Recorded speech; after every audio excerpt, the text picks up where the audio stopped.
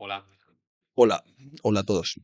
Bueno, pues os presento a Jorge Dobón, eh, que, bueno, aparte de haber fundado uno de los fondos en que más startups ha invertido en la historia de España, es así, ¿no? Es uno de los que más startups, digamos, los que más veces ha invertido en una startup diferente, ¿no? El fondo tiene 35 millones, se llama Demium, y luego también tiene otro, que es Triplex, que Es bueno, la X, pero sí, triple. triple, más. Y bueno, ya nos contará un poco la historia de su fundación, la historia de cómo se hizo emprendedor y por qué piensa que crear una sociedad, cómo piensa que podríamos crear una sociedad más emprendedora y pues porque piensa que esto sería bueno para nosotros en general, ¿no? Bueno, Jorge, tú, vamos a empezar tu historia. Bueno, primero hay que decir que Jorge Dobón fue la parte contratante de mi fuerza laboral.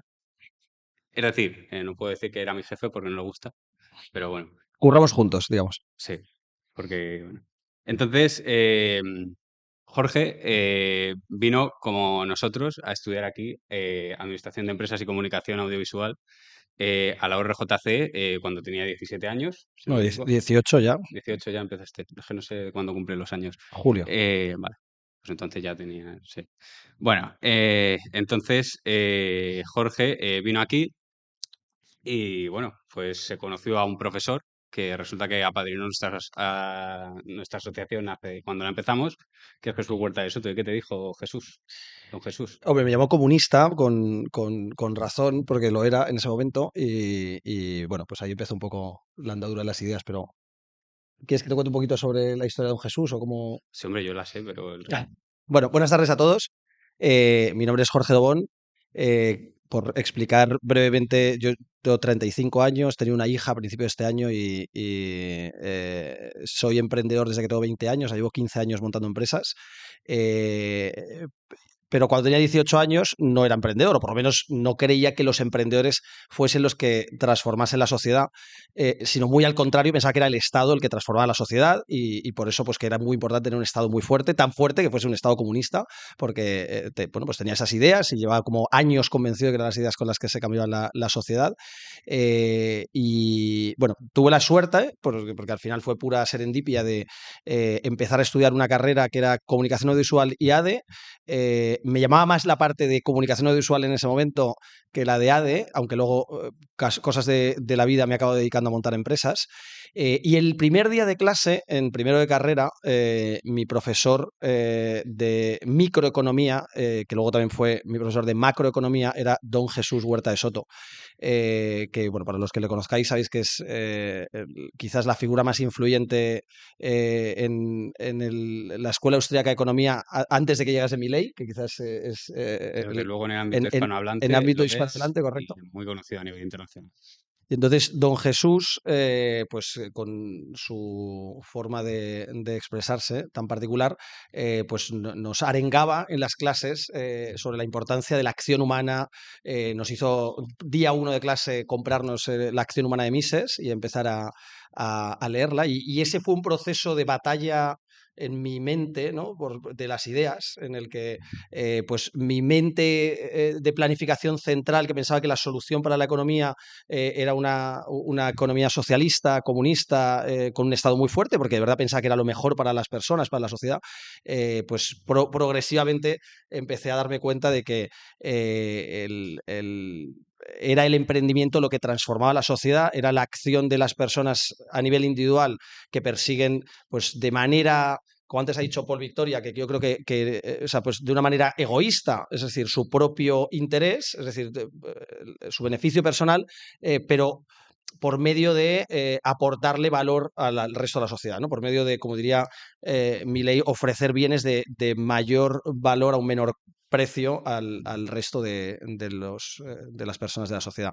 Y entonces, bueno, progresivamente recuerdo también que don Jesús insistió en algo que para mí era muy importante, porque no me lo creía para nada, que era que la formación o sea, que los profesores que íbamos a tener en la universidad no nos iban a enseñar absolutamente nada, y yo estaba súper ilusionado con que la universidad me lo iba a enseñar todo y que era la época más importante de mi vida, y realmente, pues 9 meses después, 2 cuatrimestres después de tener a don Jesús como profesor, creo que no volví a clase en los siguientes 5 años de la carrera, y eso que terminé la carrera, pero realmente iba experimentando en los primeros días de clase lo que los profesores nos intentaban explicar, sobre todo en administración y dirección de empresas, donde pues se supone que te tienen que enseñar a administrar y dirigir una empresa. Por tanto, lo primero que esperas es que tengan la experiencia administrando y dirigiendo empresas, e idealmente con cierto éxito en su trayectoria para que sea inspirador, para que sea para poder explicar de una manera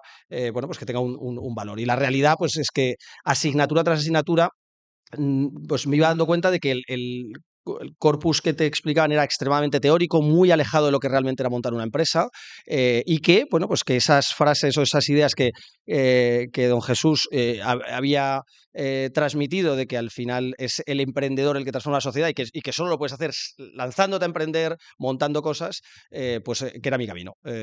Entonces, realmente ahí arranco no a emprender cuando yo tenía 18 años la primera empresa, sino que decido empezar a trabajar a la vez que estaba estudiando, y dedico 2 años y medio de mi vida entre los 18 y los 20 años pues a estudiar, a trabajar por las mañanas y a estudiar por las tardes, porque tenía turno de tarde.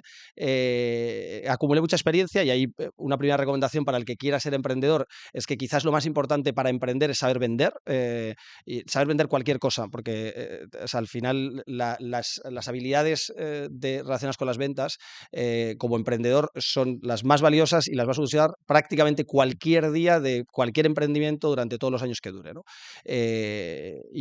Bueno, pues realmente empecé en muchos trabajos diferentes como comercial, en sectores muy diferentes, desde vendiendo puerta a calle y recorriendo las puertas, o sea, los timbres para cambiar a la gente que eran clientes de Telefónica y se pasasen a Yastel, porque era parte de la fuerza de ventas de Yastel en las calles, y de hecho recuerdo perfectamente. ¿Ah? Era de esos, era de esos. Era de los que todas las mañanas recibíamos media hora de motivación en la que saltábamos y gritábamos y que ibas a salir a vender y venderlo todo. Pues de esos que existen y que no son solo en las pelis, existen de verdad. Pues yo con 18 años, ese fue mi primer trabajo de todos. Y a partir de ahí trabajé en el Corte Inglés, trabajé vendiendo otra serie de productos en otras compañías, y esa experiencia comercial, que es lo más cercano a ser emprendedor por ti mismo, aunque lógicamente tenía un jefe, y sumado a una situación recurrente en todos los trabajos que tenía que me frustraba mucho, que era encontrarme con un jefe tras otro, que siempre llegaba al punto en el que me decía: no te pago para que estés dándome ideas todo el día de cómo cambiar las cosas que estamos haciendo en la empresa, sino que te pago para currar y para que vendas y para que te pongas a hacer lo que tienes que hacer, que es tu puesto de trabajo. Pues a mí me frustraba eso y me llenaba pues a esa frustración me llenaba de ganas de cambiarme a otro sitio y decir: no, es que este jefe es muy malo y quiero hacer otra cosa. Luego me di cuenta cuando llevaba 3 o 4 veces esa frase, que el problema lo tenía yo y no lo tenía el jefe, porque realmente si no, no se repetiría tan a menudo, ¿no? Entonces dije, bueno, pues si realmente me creo que sé hacer las cosas mejor que lo que piensa esta persona, me voy a lanzar a emprender. Entonces, con 20 años y con mis 2 mejores amigos, me lanzo a montar una empresa totalmente fuera de lo que antes estaba contando Checa, del mundo tecnológico, que es al que he dedicado la mayor parte de los últimos 12 años de mi vida. Monto una compañía mi primera empresa se llama Placeres Ibéricos. Con esto lo que quiero decir es que se puede empezar en cualquier sector. O sea, al final la clave es lanzarse y arrancar a emprender. Empiezo montando Placeres Ibéricos, que era una distribuidora de productos gourmet españoles, de pues ibéricos, vinos, queso, aceite, nada que sea extremadamente sexy, con la idea de acabar exportando a otros países ese tipo de productos. Y todo esto viene por una experiencia en la que yo me voy a vivir me voy a pasar un verano a China, 2 meses, a estudiar chino, porque me da por ahí, cuando tenía el verano en el que cumplía 20 años, y entonces pues estoy dándole vueltas a montar una empresa. Ya había dejado mi último trabajo y estaba dándole vueltas: ¿dónde monto una empresa? ¿Dónde monto una empresa? Entonces recuerdo en un supermercado, a mí no me gustaba nada que no fuese la comida española, y lógicamente en China durante 2 meses no vas a comer comida española, sino vas a comer de todo menos eso, y entonces en un supermercado pues yo buscaba siempre los productos españoles donde estuviesen, y no había en ningún lado, y entonces siempre había un rincón que ponía productos italianos. Y yo, joder, los italianos, cómo hacen el marketing, qué buenos son, cómo saben vender esto. Dabas la vuelta, aceite italiano, dabas la vuelta y ponía Jaén. Debe haber un Jaén en Italia, ¿no? Y no, pero ya es que ponía fabricado o sea, cultivado en Jaén, embotellado en X ciudad de Italia. Y yo decía, joder, pues realmente son muy buenos vendiendo los productos y bueno, pues me quedé con esa sensación de, joder, los españoles lo tenemos que hacer mejor y ser capaz de vender nuestros productos internacionalmente. Entonces vuelvo a España, convenzo a mis dos mejores amigos, hay que montar esto, ¿no? Placeres Ibéricos, y entonces empezamos con el negocio. Lógicamente, exportarse nos quedaba muy lejos, exportar jamones a China era algo un poquito complejo cuando tienes 20 años, estás arrancando, estás en la universidad. Yo no vengo de una familia de pasta, o sea, al final no iba a tener apoyo financiero en casa, o sea, es decir, yo tenía el dinero que había ahorrado de trabajar desde los 18 hasta los 20 años, esos 2 años y pico, para arrancar el negocio, y lo mismo que había hecho mi socio, que también había estado trabajando, y pusimos pues, los primeros 3.000 euros con los que arrancamos la empresa. Entonces empezamos distribuyendo en España, la idea era primero distribuir significa vender a bares, hoteles, restaurantes, cafeterías, etcétera, para luego a partir de ahí empezar a vender por internet, porque veíamos que podía haber un mercado interesante, y luego acabar exportando, que era lo que veíamos más complejo de todo. El plan se quedó en el segundo capítulo, en vender por internet. Con los últimos euros empezamos a montar un e-commerce, empezamos a montar un e-commerce para vender los productos, vimos que eso funcionaba fenomenal, pero ya no teníamos dinero, o sea, ya nos habíamos fundido todo el dinero inicial, y no solo el dinero inicial, sino que nos habíamos apalancado, o sea, nos habíamos endeudado con la empresa. Cometí el tremendo error de avalar personalmente los créditos de mi compañía y pues en 2022, perdón, en el 2012, 2 años después de arrancar, con 22 años que tenía yo, pues la compañía quebró. Y cerré la empresa y me quedé con deudas personales. Entonces, ahí quizás fue el mayor punto de inflexión en toda mi vida, después de conocer a don Jesús, que contaba antes, con 18 años, porque de repente ya no solamente había dejado de tener la empresa que había montado 2 años antes con mis mejores amigos y con un negocio que me ilusionaba un montón, sino que tenía una deuda personal de 25.000 euros que tenía que pagar. Y que tenía que pagar porque la deuda la tenía yo, no la tenía la sociedad. Es decir, había cometido ese error de avalar préstamos personalmente. Pero lo más, claro, con perspectiva, ahora con 35 años y hecho la vista atrás, que esto pasó hace 13, bueno, entiendo que la mayor parte de vosotros estaréis estudiando, seguramente seáis más jóvenes que yo. El dinero, cuando van pasando los años, se relativiza mucho más, es decir, 25.000 euros cuando tienes 22 años no son 25.000 euros de cuando tienes 35 años, es decir, ahora mismo si yo pienso en 35.000 euros, pues bueno, digo, bueno, es parte de mi salario de un año. Pues oye, pues si me arruino, pues una parte del salario de un año serán para pagar la deuda de la que me he arruinado.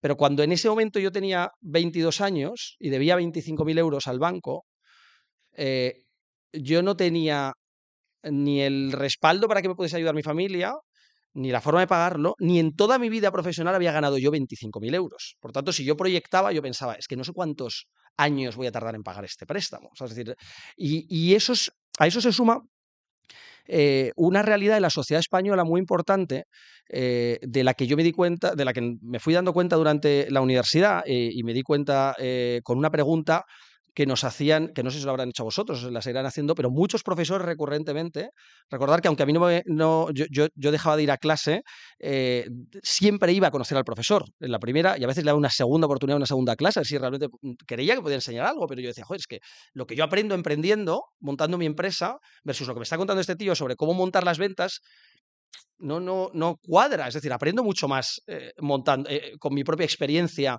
¿sabes? En mis carnes, con mi riesgo y todo, que con lo que me va a contar él de unos casos teóricos de cómo cree que se deben de montar las ventas, ¿no? Entonces, pero igualmente los profesores, por no liarme, siempre habitualmente nos preguntaban qué queríamos hacer, ¿no? Entonces lo típico, pues había una clase llena y entonces preguntaba, ¿cuántos de vosotros queréis ser? Y entonces preguntaba, trabajar para una empresa, ¿no? Entonces levanta la mano, un montón de gente.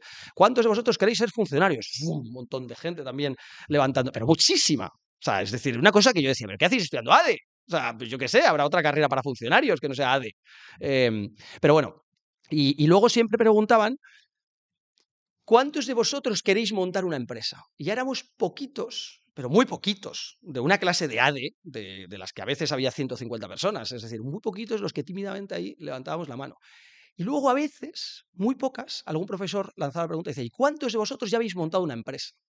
Y siempre me quedaba yo solo en toda la clase de ADE, y a mí eso es algo que me chocaba muchísimo, porque era un reflejo de cómo es la sociedad. Es decir, joder, los años de la carrera son de los mejores, no digo que sean los únicos pero son de los mejores años para montar una empresa. Y digo de los mejores porque pienso que hay muy buenos momentos a lo largo de la vida para montar una empresa. Quizás, por ejemplo, un mal momento, si nunca has emprendido, es el día que acabas de tener un hijo. Pues si acabas de tener un hijo, céntrate en el proyecto nuevo porque seguramente vas a dormir muy mal, vas a tener un incremento de costes muy fuerte, vas a tener una realidad que te va a disrumpir muchísimo tu día a día. Pero en cualquier otro momento de la vida hay situaciones en las que emprender es un buen momento. Y el momento que estás en la universidad es idóneo, por no decir otra palabra.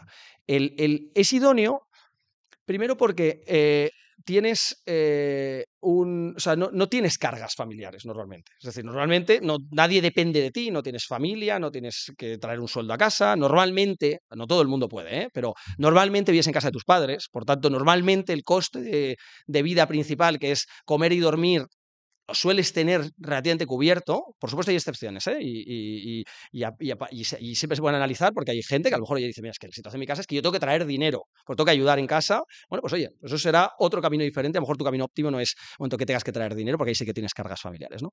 Pero lo que decía es que la sociedad en España no fomenta el emprendimiento, y yo me di cuenta especialmente cuando a los 22 años quiebro. Y me doy cuenta porque es cuando yo empiezo a sentir, primero dentro de mí, pero posteriormente también con muchos comentarios en tu círculo, o sea, empiezas a escuchar, o sea, empiezas a recibir el estigma de fracasar.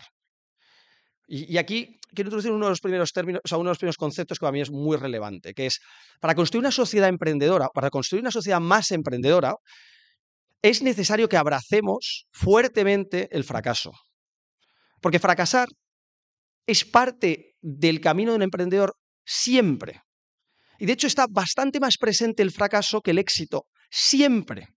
Y da igual que cojáis el ejemplo del emprendedor más exitoso del mundo, el que tengáis en mente, da igual que sea el de una compañía tecnológica, Mark Zuckerberg, Elon Musk, o en España, Juan Roch, que antes decía, Amancio Ortega, o el pequeño empresario que tienes como referencia en tu círculo familiar o de amigos, da igual, todos estamos más expuestos al fracaso que al éxito. Lo normal es equivocarte muchas más veces de las que aciertas, diariamente, cada mes, durante toda la vida de la compañía.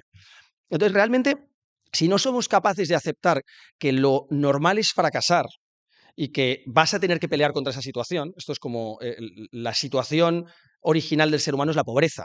Lo excepcional es la riqueza, que requiere de un ahorro previo y una acumulación de capital, etcétera. Pues esto es lo mismo. Lo normal es que fracases porque hay otros actores en el mercado que te lo van a poner muy difícil, te van a competir y te van a quitar tu oportunidad de tener un hueco en el mercado. Lo normal es que las cosas cambien y no seas capaz de anticiparte a ellas, y por tanto tienes que asumir que tienes que exponerte a fracasar, porque si no, no vas a poder tener éxito, ¿no? Entonces, bueno, pues en ese momento, yo tenía 22 años, fracaso con mi empresa, me llega el estigma de fracasar, me llega el estigma de haber hecho lo que yo quería en lugar de lo que mi padre me recomendaba, que era espérate a terminar la carrera, luego trabajas, si quieres tener un pequeño trabajo durante la carrera, ok, pero lo idóneo es que te centres en estudiar la carrera, y posteriormente, cuando tengas experiencia trabajando por cuenta ajena, ya podrás empezar a pensar en emprender, pero eso llega en una época posterior, en los 30 y pico, idealmente incluso a lo mejor en los 40 y pico. Pues bueno, yo decido otro camino totalmente distinto. Pero claro, cuando te saltas las normas,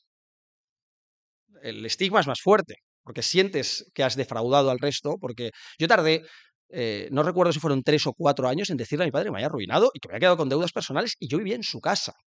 Yo no era capaz de decirle, papá, no, es que, ¿te acuerdas? No solamente he cerrado la empresa, sino que es que debo dinero, tengo un préstamo con el Sabadell que no sé cómo lo voy a pagar y me cobran unos intereses, porque los intereses de un préstamo de este tipo no son de los pequeñitos, normalmente, son intereses de los que se acumulan y la deuda se hace más grande.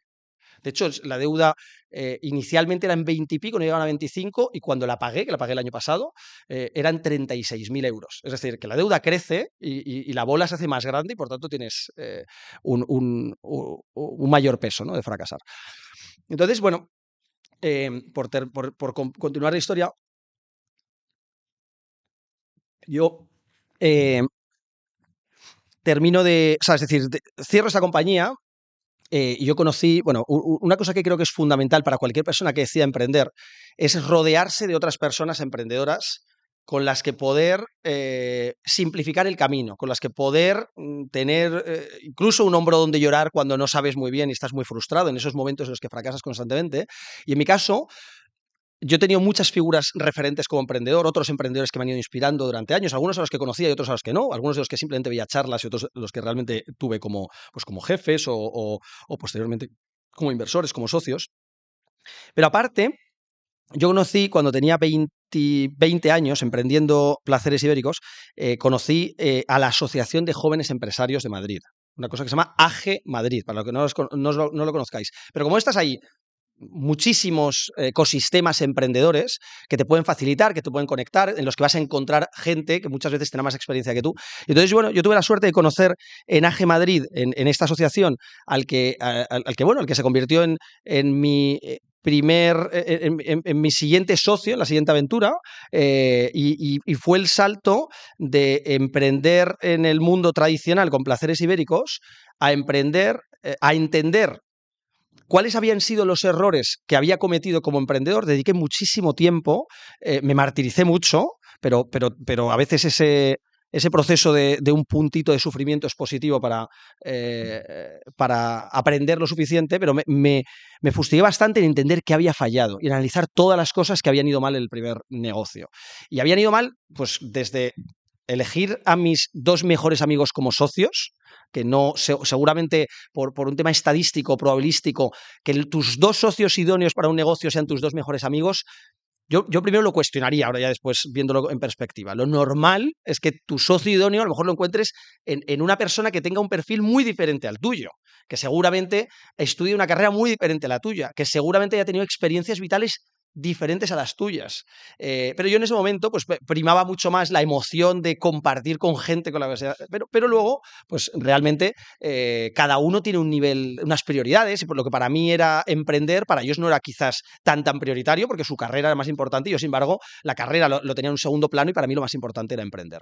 Y ese fue un error, pero también el modelo de negocio, también encontrar un mercado que no era lo suficientemente escalable. Escalable tiene que ver con la capacidad de generar economías de escala, y realmente, pues, a un mismo nivel de esfuerzo que el que podría haber puesto en otro tipo de negocio, en un sector tan competido como la distribución de productos de alimentación, pues realmente lo más normal es que yo tuviese muy difícil hacer un negocio lo suficientemente rentable para el riesgo, ¿no? Y realmente, al no ser un negocio lo suficientemente disruptivo, se suma una situación adicional, que era que yo tenía que financiarlo, y como yo no tenía capital para poner en mi negocio, solamente un banco me lo podría poner, porque nadie, un inversor externo, no iba a confiar en un negocio tan tradicional, y realmente, para que un banco confiase en un negocio tan nuevo, solo me pudo dar dinero si yo lo avalaba personalmente los préstamos, ¿no? Lo cual era, repito, uno de los mayores errores que cometí en ese momento.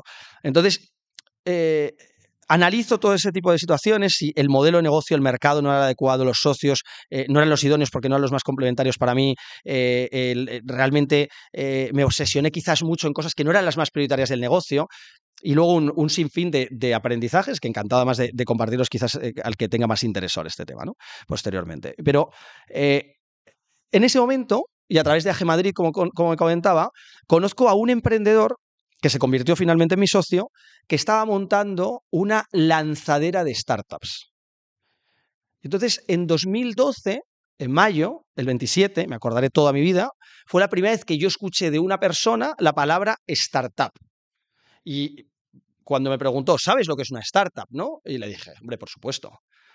Por supuesto que no lo sabía, y por supuesto que era la primera vez que lo escuchaba, y por supuesto que cuando salí de esa reunión lo primero que hice fue ir a internet, teclear startup y empezar a leer qué es una startup y qué significa exactamente, porque lo había leído, ya me empezaba a sonar, pero no lo ubicaba exactamente, ¿no? Y entonces, pues este emprendedor me cuenta que estaba montando una lanzadera de startups, que básicamente significaba que estaba invirtiendo en emprendedores, que estaba proporcionándoles los recursos que necesitaban para emprender, negocios disruptivos. Y ostras, esto cuadra mucho con lo que yo estoy buscando, algo que sea más disruptivo que vender jamones, vinos y aceite, y que sea un negocio que tenga una mayor escalabilidad, una capacidad de generar más economías de escala y, por tanto, ser pues mucho más rentable en caso que funcione. Y empiezo a aprender que en este tipo de negocios, como se pueden generar retornos mucho más excepcionales, pues que existe la situación, la oportunidad de que haya inversores que financien esa aventura. Es decir, que no tienes que avalar tú personalmente, sino que está muy diferenciado el rol del emprendedor, del que trabaja y se sacrifica y se deja la piel y que es el que funda la compañía, el que toma las decisiones, del inversor capitalista que solo pone el dinero, que le financia y que será un apoyo financiero, o sea, tendrá una parte de la empresa, pero no será el que esté en el día a día tomando las decisiones. Y dijo, oye, a mí me encaja esto fenomenal. Yo quiero ser el que curre, pero no tengo pasta. No solo no tengo pasta porque no tengo ahorros, que encima vengo arruinado de la anterior compañía, ¿no? Entonces, bueno, me encantó, me sumé enseguida a esa lanzadera de startups, concepto muy parecido a incubadora de startups, aceleradora de startups, para los que conozcáis un poco, venture builder específicamente, que era lo que era este tipo de negocio. Pues básicamente lo que hacían era, en esta lanzadera de startups que se llamaba Sonar Ventures, lo que hacía era identificar negocios que funcionaban en Estados Unidos, que no habían llegado a Europa todavía, y replicarlos. Es decir, oye, aquí hay un modelo disruptivo, por arbitraje, esa disrupción acabará llegando a Europa, vamos a encontrar un emprendedor que arranque ese negocio y que lo adapte al mercado español. No hace falta que lo fusile tal cual, pero sí que lo adapte al mercado español. Que, por cierto, copiar es de las mejores cosas que, como emprendedores, cada uno de vosotros, cuando decidéis emprender, deberéis hacer y os veréis abocados a hacer, porque la rueda no es necesario reinventarla todos los días. Es decir, cuando alguien ha encontrado una innovación y la ha puesto en el mercado, el resto del mercado enseguida va a ir imitando o sea, las acciones, las estrategias, las tácticas que mejor funcionan. Entonces, realmente, en ese momento, yo me sumo a esta lanzadera de startups. Nosotros, o sea, yo empiezo como emprendedor, pero a las pocas semanas soy parte del equipo y me acaban haciendo socio, porque digamos que por mi experiencia ya habiendo emprendido antes y un poco por el dinamismo que yo tenía a la hora de emprender, me doy cuenta de que mi experiencia habiendo fracasado le servía a otros emprendedores. Entonces, pues yo les facilitaba al resto de emprendedores que estaban emprendiendo por primera vez, pues todos los errores que yo había cometido, para que ellos no los cometiesen, y por tanto les ayudaba a ser más efectivos lanzando su empresa. Lo que pasa es que durante ese año, pues yo aprendí muchísimo, estuve total 10 meses en este lugar. Yo aquí no era el fundador, yo me había sumado, me hicieron socio, pero no era el fundador, y no estaba de nuevo totalmente alineado con varias cosas. Una, nosotros nos quedamos una participación mayoritaria en las compañías que invertíamos o que apoyábamos, por eso era el modelo de negocio, para los que entiendan un poquito, es un modelo de venture building.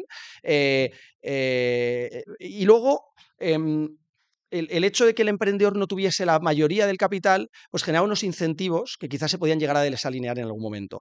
Y encima, pues yo no era el socio mayoritario de la empresa, no era el CEO de la compañía, y por tanto no podía cambiar esto. Entonces intenté convencer al CEO, no pude, y finalmente decidí marcharme y montarlo por mi cuenta.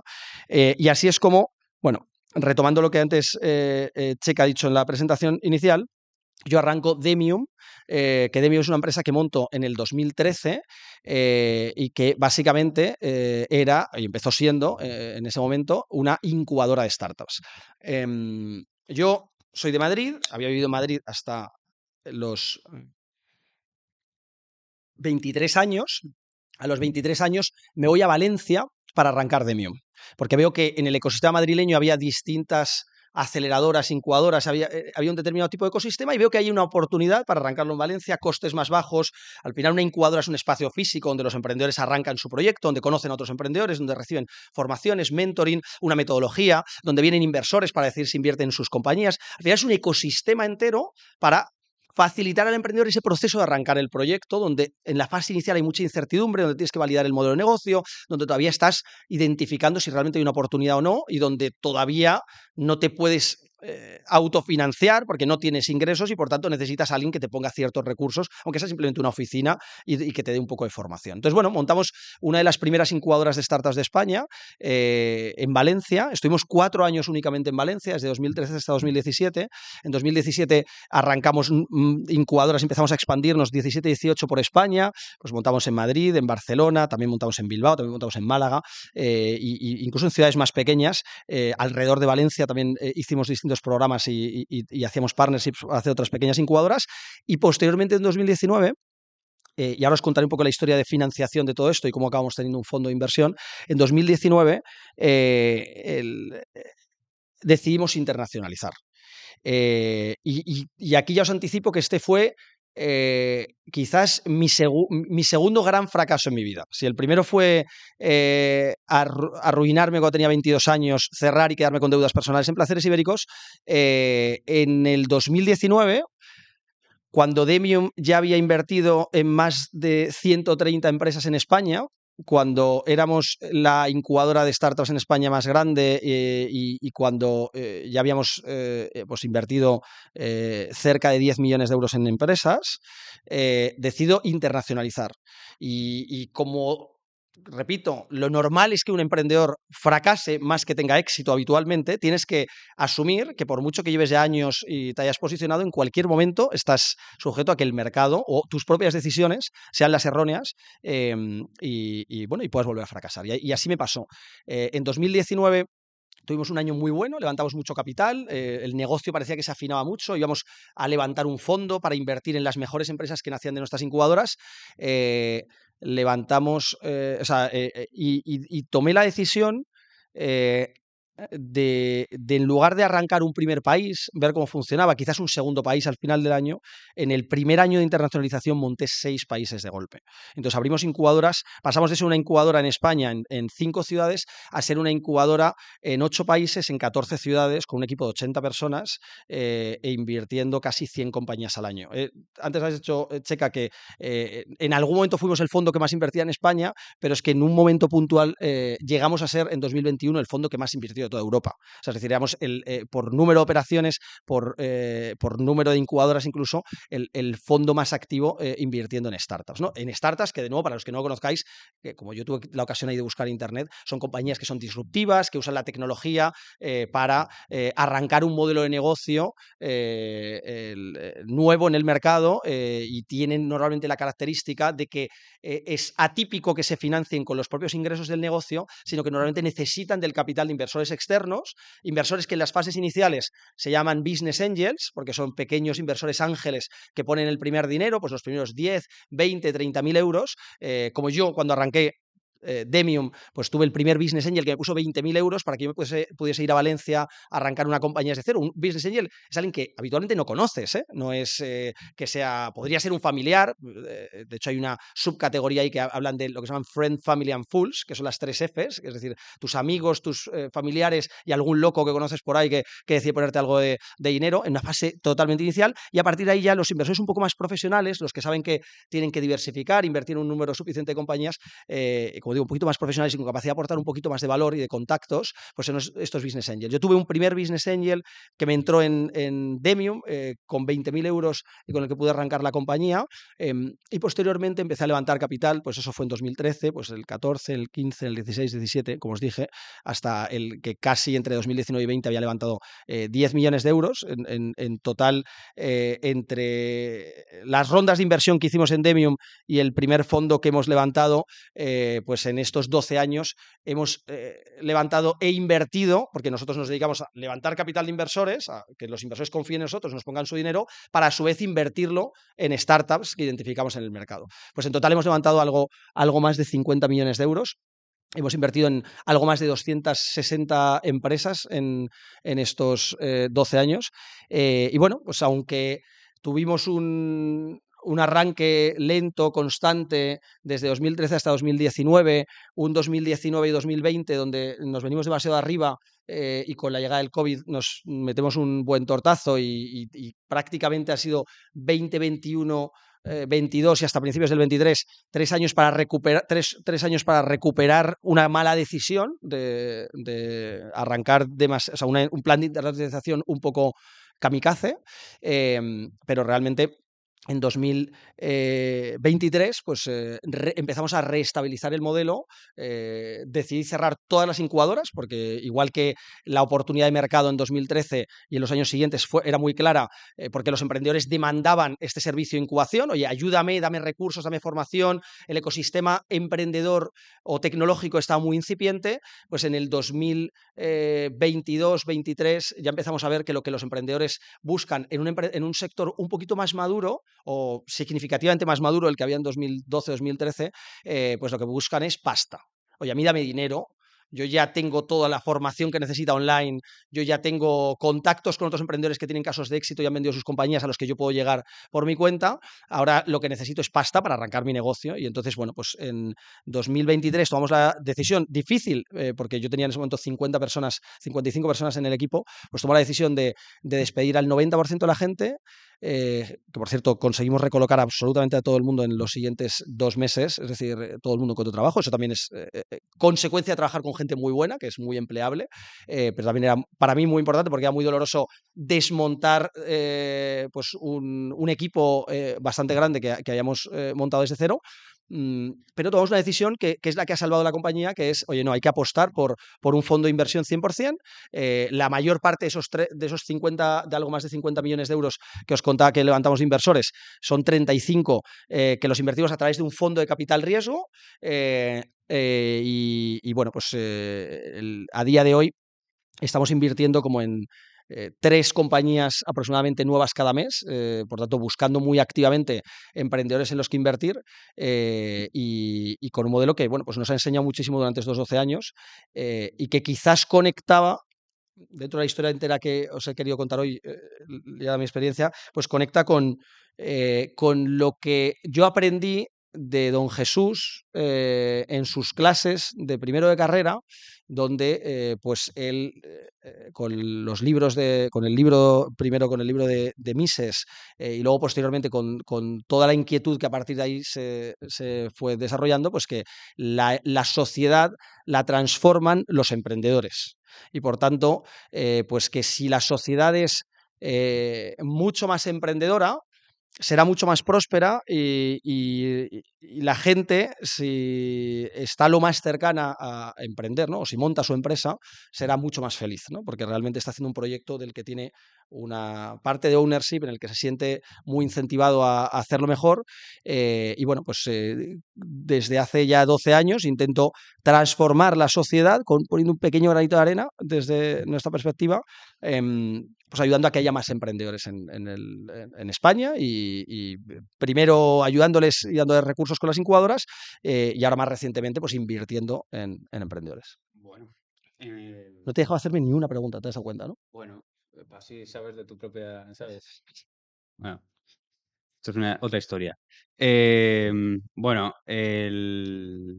a ver, yo lo que te quería preguntar, y sobre un poco para hilar con lo principal de la charla, ya que, bueno, conocemos un poco tu trayectoria personal y tal, eh, ¿qué piensas, por qué piensas que son importantes los valores libertarios, la filosofía libertaria, más allá de unas políticas concretas a la hora de mejorar la sociedad, de crear una sociedad más emprendedora? ¿Y por qué piensas? Bueno, lo has dicho, porque crees que teniendo, digamos, un beneficio, digamos, un orgullo personal de haber creado algo, la gente va a ser más feliz. Pero yo te pregunto, ¿por qué piensas que los valores libertarios son tan importantes para esto? Em, Antes de responder la pregunta, o sea, lo creo tanto que hace 6 meses, y por eso es por lo que estuvimos un tiempo trabajando juntos, Checa y yo, este año, después de 12 años sin arrancar ninguna empresa desde cero, o sea, más allá de todas las que se han arrancado dentro de Demium, que lógicamente pues me siento parte desde el principio, pero no las he fundado yo, siento que las fundan otros emprendedores y que yo les he ayudado y les hemos puesto inversión. Es verdad que hemos estado en la concepción desde el principio, pero es la empresa de los emprendedores y yo siempre reconozco que son los fundadores los que tienen absolutamente todo el mérito de haberla montado, ¿no? Pero yo después de 12 años sin arrancar ninguna empresa desde cero, este año he decidido montar un nuevo proyecto que se llama Cambiando de Opinión y al que os invito a todos que empecéis a seguir, que es bueno, pues aunque hay un plan entero sobre un proyecto audiovisual que quiero montar, pero con lo que hemos arrancado es con un podcast con el que fomentar el pensamiento crítico y la libertad de expresión, que para mí son dos valores que, bueno, pues si ponemos a competir ideas de manera crítica y no nos adscribimos a discursos políticos, sino a nuestro propio juicio que críticamente nos montemos, pues yo pienso que las ideas de la libertad, las ideas libertarias, son las que acabarán funcionando. Entonces, para mí, me he dado cuenta que no solo es suficiente invertir en emprendedores, incubar a emprendedores, ayudar a emprendedores, sino que hace falta mandar mensajes para que la sociedad sea más emprendedora y eso se consigue con un altavoz, ¿no? Entonces, ¿por qué pienso que las ideas libertarias, ¿no? Sí. Son tan necesarias para una sociedad emprendedora? Bueno, yo creo que es que al final es lo que en inglés se llama el egg chicken problem, ¿no? El dilema del huevo y la gallina. O sea, ¿qué va antes? ¿Una sociedad con ideas libertarias para que la gente sea más emprendedora o que haya muchos emprendedores para que la sociedad deje de entender que el Estado es el que va a venir a salvarle en cada situación y que por tanto no tiene que hacer nada y tiene que tener una actitud pasiva ante la vida? Pues es un poco complejo, pero lo que me he dado cuenta siempre es que una sin la otra es muy difícil que funcione, ¿no? Entonces, al final, eh, la sociedad, hay aquí para mí una enseñanza de Hayek bueno, yo es bastante recientemente que he empezado a leer de manera sistemática a los autores de la escuela austríaca, porque durante todos estos años me había dedicado a emprender, pero no académicamente a intentar entender el porqué de las cosas, ¿no? Pero me he dado cuenta leyendo a Hayek que la planificación central por parte del Estado tiene dos grandes problemas. Uno, un problema de incentivos y otro un problema de información. El problema de información es que o sea, en la mente de un planificador central no puede estar toda la información de las preferencias que tienen los ciudadanos de una sociedad. Es decir, si cada persona quiere y necesita algo, uno necesitará pues, alimentos que le permitan alimentarse mejor, otro necesitará salud, otro necesitará un poco de defensa porque su ciudad, otro necesitará higiene, limpieza. En Valencia, pues nos podemos imaginar las cosas que necesitan, ¿no? Pero es muy complicado que una sola persona, una sola mente, de manera centralizada o un conjunto de mentes en el Estado de manera centralizada, puedan entender lo que cada persona necesita en la sociedad. Por tanto, esa planificación central genera un problema de información. La información está descentralizada en las mentes de las personas, de los individuos, que con sus decisiones de compra, por ejemplo, mandan un mensaje al mercado de qué es lo que necesitan. Y por tanto, es el mercado el que de manera descentralizada les puede dar ese tipo de productos. Y lo segundo es que hay un problema de incentivos, porque realmente si tú no, o sea, es decir, si tú no tienes eh, aquí voy a aludir a don Miguel Ancho Bastos, que en un vídeo, en short, que os recomiendo que os veáis, hay un vídeo entero que habla de, no sé cómo exactamente, pero jugar o apostar a las cartas, no es lo mismo hacerlo con amarracos, ¿no? No sé si la palabra amarracos se usa, pero como cuando juegas al mus, no es lo mismo que lo hagas con garbanzos, que luego no hay dinero que te estés apostando, que realmente te estés apostando dinero. Cuando tú apuestas con botones o con fichitas o tal, realmente tú no vas a disfrutar de los beneficios que se generan ahí, tampoco de las pérdidas. Por tanto, apuestas de una manera determinada, un poco alocada, para pasártelo bien, llegas, juegas un poco y te marchas. Si no has ganado, no has ganado, y si ganas, ganas. Pero si estás ganando pasta, estás jugando al póker, al mus, al tute, a lo que sea, estás ahí pensando bien cuál es la mejor estrategia que puedes hacer, ¿no? Pues esto en la sociedad pasa lo mismo. Es decir, si la sociedad, si los incentivos de nuestras decisiones, si la responsabilidad de que las cosas vayan mal no la asumimos nosotros, y si el beneficio de que de las buenas decisiones que tomemos, no lo recibimos nosotros, realmente no vamos a acabar tomando las mejores decisiones a largo plazo, que es lo que acaba pasando con los políticos, da igual del signo que sean, porque en última instancia no hay una accountability, no hay una responsabilidad real de que las malas decisiones tomadas les vayan a suponer, pues sí, a lo mejor que en 4 años después pues no renueven su puesto, pero tantas decisiones han tomado que cuál es la que les va a afectar realmente a perder ese puesto, ¿no? Seguramente sea la acumulación de muchas. Entonces el mercado, y aquí conecta un poco con las ideas libertarias, el mercado, por ejemplo, ¿no? O como parte como uno de los valores que yo creo que el libertarianismo defiende, ¿no? Una menor dependencia del Estado, es decir, dejar que sean los ciudadanos los que de manera, como antes explicaba mi amigo Paul Victoria, de manera individual pongan sus soluciones al servicio del resto de los individuos, es mucho más probable que el mercado acabe absorbiendo una mayor cantidad de información y por tanto satisfaga más necesidades y por tanto la sociedad prospere mucho mejor, y esos incentivos que cada persona puede recibir por el fruto de su trabajo, por emprender su proyecto, pues van a hacer que pueda aportar, pues eso, como decía antes, bienes y servicios de mejor calidad a un menor precio al resto de ciudadanos, que es lo que en última instancia aporta más valor a la sociedad. Eh, Nos estamos quedando sin tiempo, yo creo, ¿eh? No, Ah, sí, ¿te gusta bien? es que vamos un poco Ah, retrasados, vale, vale. entonces vamos a dejar unos minutos más, porque hemos empezado unos Sí, minutos sí, sí, yo encantado. después. Bueno, entonces, dicho esto, em, tu nuevo proyecto, Cambiando de Opinión, propone fomentar el pensamiento crítico. ¿Tú realmente crees que si la gente fomenta el pensamiento crítico, pues va a volverse más emprendedora, va a volverse más libertaria? Porque así parece que son sinónimos para ti.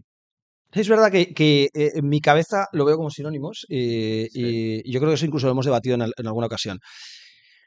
Em, yo pienso que las mejores, es decir, la verdad no necesita ser subvencionada, porque la verdad al final trasciende y simplemente es una cuestión de tiempo. Lógicamente hay que tener el tiempo eh, y ¿no? Pues del coste que tiene que pase ese tiempo en caso de que bueno, pues las ideas incorrectas sean las que tengan mayor relevancia en la sociedad, como posiblemente ha pasado en las últimas décadas, por ejemplo, en España.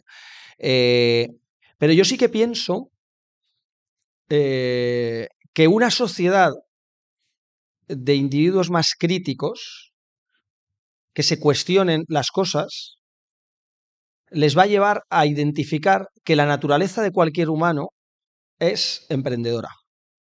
Y esa quizás ese es el axioma sobre el que he construido toda mi vida y que me lo cuestiono cada día. Es decir, de hecho, pues en el podcast, por ir más lejos, hasta que tú me obligaste a dejar de hacer esa pregunta, esa pregunta se la he hecho a bastantes entrevistados. Es decir, ¿crees que el ser humano es emprendedor por naturaleza? Porque a mí me interesaba encontrar ideas contrarias. De hecho, el que vea los primeros podcasts en algunas de las entrevistas me lleva en la contraria y nos tenemos mucho tiempo discutiendo porque realmente, bueno, pues no todo el mundo piensa que el ser humano es emprendedor por naturaleza. Yo pienso que sí. Y además, lo pienso con mucha convicción, aunque siempre estaré abierto a que me hagáis cambiar de opinión si alguien me da los argumentos adecuados o me da la información y los datos como para que cambie. Pero yo pienso que sí, lo primero porque lo veo en mi hija. Mi hija va a cumplir el martes que viene 11 meses y por tanto, pues noto como es una pequeña emprendedora que va descubriendo como perspicazmente y va obteniendo información y va generando su propio sistema de incentivos y por tanto sabe que si aprende a hacer algo recibe. Y esa actitud, si nos abstraemos de que emprender no es únicamente montar una empresa, sino que montar una empresa es un tipo de emprendimiento, pero emprender al final es una dinámica de actuar en el día a día, de planificar, de definir un fin que quieres alcanzar y de identificar cuáles son los medios más óptimos que necesitas para alcanzar ese fin, ¿no? De poner distintos fines que tienes en tu cabeza, distintos objetivos que tienes en la vida y poner esos objetivos a competir en tu cabeza para identificar cuál es el que más relevancia tiene e identificar cuáles son todos los medios que mejor te llevarían, ¿no? Entonces, yo pienso que realmente lo que hace que las personas dejan de ser emprendedoras, las personas, eh, no es nuestra propia naturaleza, sino o sea, es decir, es una serie de dinámicas sociales que hemos generado, en muchas ocasiones ligadas a lo que podríamos llamar una mentalidad colectivista, es decir, sentir que el colectivo al que pertenecemos, porque todos al final pertenecemos a distintos colectivos, entendido colectivo como pues esta asociación que nos pueda representar a algunas personas o tu grupo de la universidad o tu grupo de amigos, o tu familia, ¿no? Como otro, pero que realmente el colectivo debe estar por encima de la persona, de nuevo, o sea, lleva a esa situación un poco penosa de que se produce un problema de incentivos muy fuerte, como decía antes, ¿no? Entonces, bueno, pues hemos ido construyendo una narrativa por miedo, yo creo, o principalmente por miedo en la sociedad, que ha hecho pensar que sin un Estado cada vez más grande y que toma muchas decisiones y que nos regula mucho todo lo que podemos hacer y lo que no podemos hacer, pues esto sería, pues no sé, una especie de selva donde tienes que llevar armas para protegerte de los disparos de otros y que yo creo que es bastante alejado de lo que realmente pasaría por una sociedad en la que el Estado fuese perdiendo la fuerza, ¿no? Entonces, el Estado, pues, como un ente impersonal, eh, eh, pues trata de, tiene sus propios incentivos, ¿no? Y entonces al final, pues el incentivo del Estado es, o sea, o de las personas que representan al Estado, típicamente los políticos, o en ocasiones funcionarios, no todos, pero bueno, muchos funcionarios representan, es de coger cada vez más tamaño, ¿no? Y hacer más dependientes a las personas. Y una de las formas en las que más lo hace, quizás la que a mí más miedo me da, y digo que me da, esta sí que me da miedo real, o por lo menos no es un miedo que me paraliza, pero sí que de los que me tiene constantemente pensando, intentando buscar cuál es la mejor forma de solucionarlo, y es el adoctrinamiento al que nos sometemos desde que empezamos la primaria hasta que terminamos de estudiar, porque realmente anulan nuestra capacidad emprendedora. O sea, la formación reglada anula la capacidad, o sea, anula la perspicacia que tú tienes que desarrollar de descubrir por ti mismo el mundo, de entender los límites, los riesgos, los beneficios y entender los incentivos tal y como están realmente seteados en la sociedad en su conjunto, ¿no? Entonces, no recuerdo cuál era la pregunta que has hecho. Eh, Tú tampoco, así que. Sí, no, que bueno, que básicamente que si la Ah, mentalidad sí. libertaria, el Sí, pensamiento entonces, crítico, sí, entonces yo pienso que el pensamiento crítico nos volverá a llevar a gracias, perdona, nos volverá a llevar a cuestionarnos si realmente, en última instancia, creo que toda persona que piensa críticamente, en un momento dado se va a ver a sí mismo y va a decir, oye, pero yo soy de emprendedor también, o esto es algo exclusivo para mi jefe, o para esa persona que tiene dinero que yo he conocido, pero que yo no soy de ese tipo de persona. Y yo a lo que apelo es que todos somos igual de humanos y por tanto todos somos, en última instancia, igual de emprendedores en nuestro fuero más interno. Lo que pasa es que tenemos un montón de capas construidas por encima que nos hacen tener miedo a emprender y a tomar riesgos en la vida y por tanto nos llevan hacia un conformismo que no nos haga salir de la zona de confort. Entonces, aquí para mí hay un tema importante también que es, si la gente piensa más críticamente, saldrá más de la zona de confort, se saldrá, por ejemplo, de los discursos políticos, intentará pensar por su cuenta y decir, oye, pero es que a lo mejor yo estoy de acuerdo con esto en este partido político y con esto otro con este, pero y con estas otro 80% con ninguno, pero no me caso al 100% con uno, como si fuese mi bandera y que ya es más importante que mi propia personalidad, ¿no? Entonces, bueno, sí que creo que la sociedad se transforma con pensamiento crítico y con libertad de expresión. vale. Eh, Antes has dicho que la pregunta que más te hacía era si, o sea, que no te dejaba hacer cuando hacíamos los podcasts, era si el ser humano es emprendedor por naturaleza. Eso es falso. Y no, lo que es falso es que solo no me dejas hacer solo una pregunta.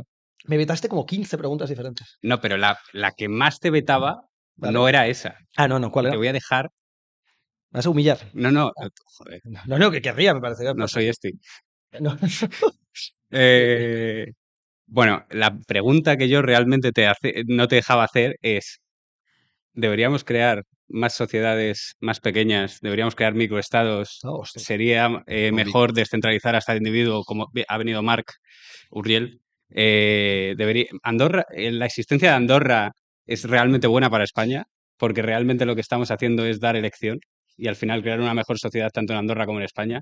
Es decir, deberíamos dividir más el poder político, wow. deberían asumir más competencias los ayuntamientos, deberíamos incluso independizarnos. Wow, has decidido que saque la artillería.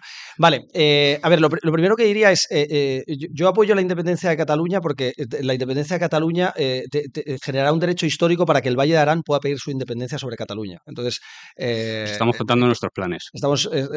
uno de los planes es No se lo lograr la contéis a independencia nadie. del Valle de Arán. No, bromas aparte, o no tan bromas, o sea, yo pienso que a mí me cuesta mucho pensar, o sea, si te abstraes, me cuesta mucho pensar que haya alguna Eso no es de las abrazarte. funciones que a día de hoy hace el Estado que no la podría hacer la sociedad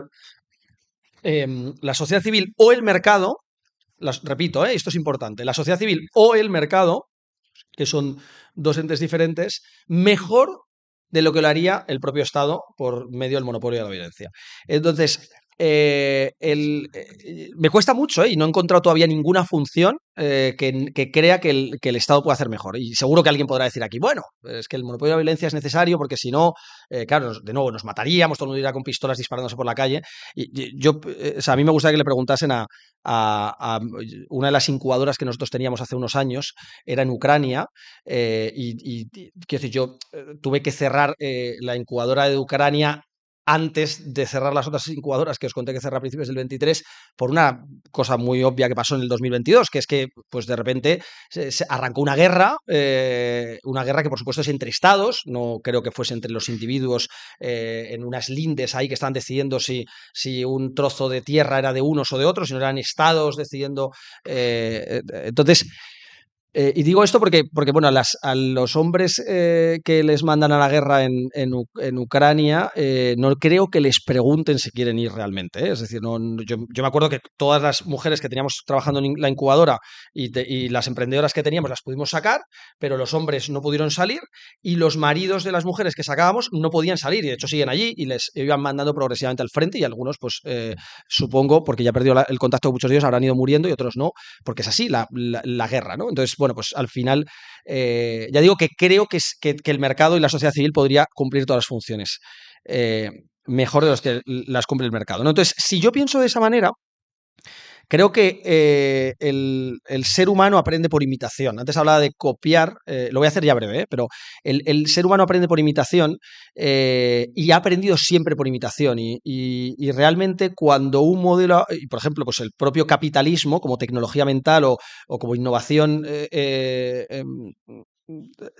surge en un momento determinado y cuando se ve que funciona, se replica, ¿no? Como explicaría también Bastos en otros lugares, se copia en otros lugares del mundo. Y así ha pasado siempre con lo que funciona. Los humanos hemos copiado y replicamos lo que está funcionando de un lugar a otro, ¿no? Entonces, aquí voy a conectar dos conceptos ya para terminar esto. Uno es si el ejemplo de Andorra nos puede beneficiar al resto y si sería conveniente o no que surgiesen nuevos, has dicho microestados, pero a mí lo de microestados no me gusta mucho, nuevas comunidades políticas más pequeñas, algunas que se separasen de las existentes, o sea, independencia de algún territorio, lo cual no tiene por qué acabar con, pues por ejemplo, con la patria española o con la nación española, porque creo que es un concepto que trasciende al Estado y que no necesariamente debe estar ligado al Estado. Una cosa es el Estado español y otra cosa es la patria española, la nación española o lo que nos une a los españoles o a las personas que se sienten españolas, que no tiene nada que ver una cosa con la otra y por supuesto nos hemos confundido todos porque lo vemos como equivalentes, ¿no?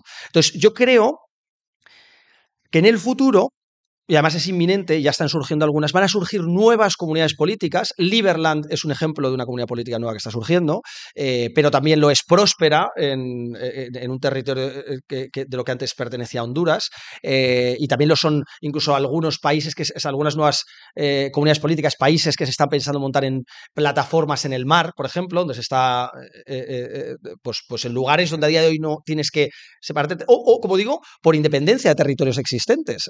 Por eso habla de lo del Valle de Arán.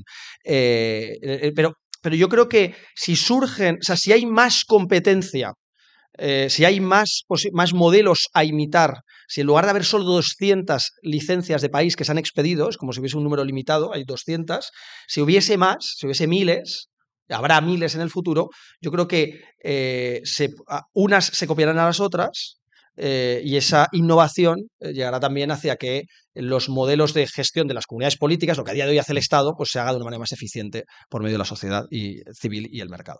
¿Preguntas?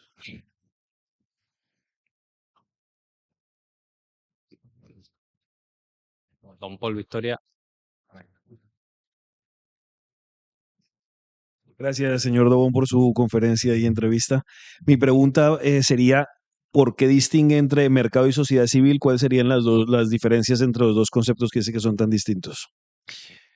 Bueno, yo no tengo, siempre digo lo mismo, ¿eh? O sea, yo no tengo suficiente conocimiento académico para dar ciertas respuestas que seguramente me trascenderán, pero hasta al final hasta donde yo entiendo, en el mercado lo asociamos mentalmente a transacciones económicas entre personas y por tanto hay una motivación, un incentivo económico a que una persona ofrezca un bien o un servicio al resto de sus conciudadanos, ¿no? O al resto de los humanos, ¿no? Y sin embargo hay ciertas funciones que no se pueden, que quizás no se resuelven, como por ejemplo se ha visto ahora en la Dana, o en la gota fría, no se resuelven con el mercado, que se podrían resolver también con el mercado, y de hecho pienso, volviendo al principio de la charla, que tenemos esta estigmatización en la sociedad hacia la figura del emprendedor en España que nos hace pensar que si hubiesen surgido emprendedores, que hubiesen montado negocios, que estuviesen ahora mismo ahí montando negocios y pequeñas negocios de limpieza, te limpio tu garaje por 2.000 euros, y que hubiesen surgido ahí emprendedores en la zona de Valencia, en la que yo he vivido tantos años, pues seguramente serían socialmente repudiados porque estarían haciendo negocio de la tragedia ajena. Cosa que yo, por supuesto, no comparto y que me parecería que creo que el mercado podría resolver muchos temas allí de una manera brutalmente ágil. Pero sí que es cierto que hay ciertas funciones o ciertas demandas de la sociedad, ciertas necesidades que a veces no las va a cubrir el mercado.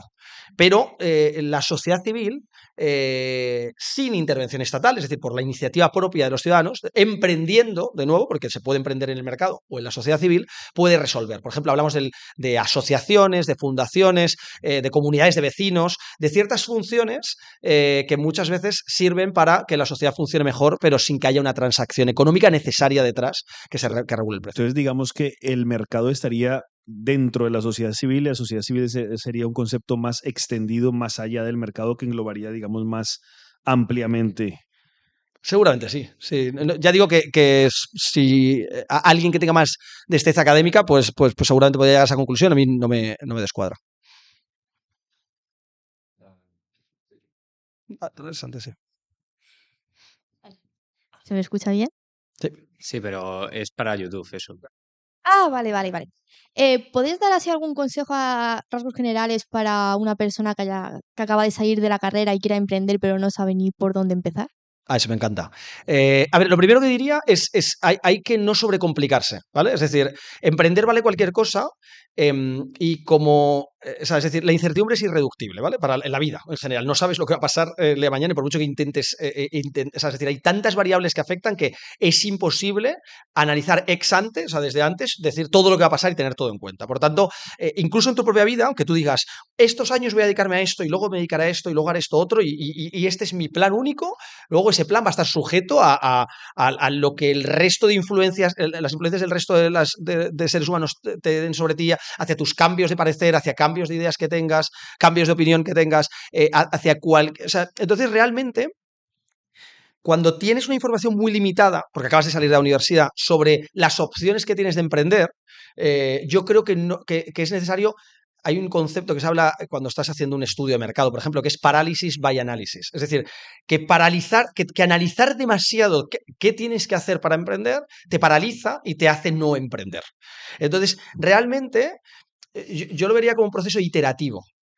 Yo arrancaría cualquier cosa. De hecho, la mejor decisión, aunque lo he contado antes desde una posición de lo duro que fue el proceso, pero ahora con perspectiva, os confieso que la mejor decisión que pude tomar en mi vida es montar mi primera empresa con mis dos mejores amigos, porque eso me expuso, y en un negocio tan difícil, y avalar personalmente los créditos, porque eso me expuso a un nivel de sufrimiento y de dificultades muy joven, que luego me preparó para lo duro que es el mercado cuando te pones a competir con un negocio ya más relevante y más grande, ¿no? Entonces, ¿qué es lo que yo recomiendo? Emprende cualquier cosa.